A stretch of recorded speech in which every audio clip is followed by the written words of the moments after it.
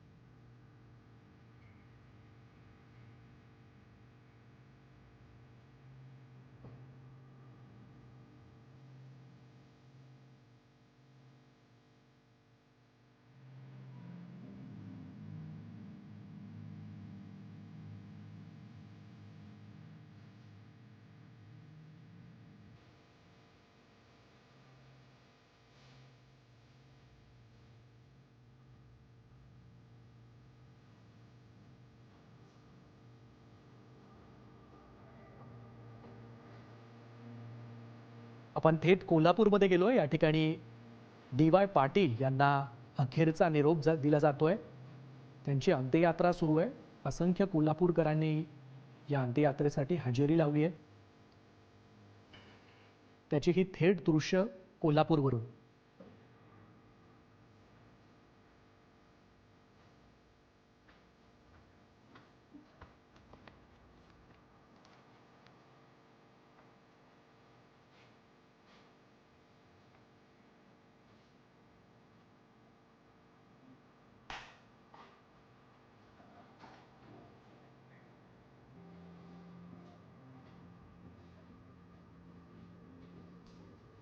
शिक्षण महर्षी माजी राज्यपाल डी वाय पाटील यांना अखेरचा निरोप दिला जातोय. काल त्यांचं निधन झालं होतं आणि आज त्यांच्या पार्थिवावर अंत्यसंस्कार केले जाणार आहेत. थेट आपण कोल्हापूरमध्ये गेलो. या ठिकाणी त्यांची अंत्ययात्रा सुरू आहे. त्याचीच ही थेट दृश्य कोल्हापूरमधून.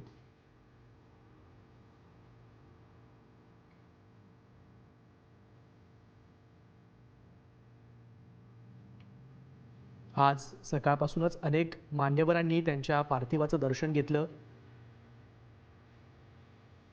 आज संध्याकाळी कोल्हापूरमध्ये त्यांच्या पार्थिवावर अंत्यसंस्कार केले जाणार आहेत आणि आता त्यांच्या निवासस्थानापासून त्यांची अंत्ययात्रा निघाली आहे. त्याची ही कोल्हापूरमधली थेट दृश्य.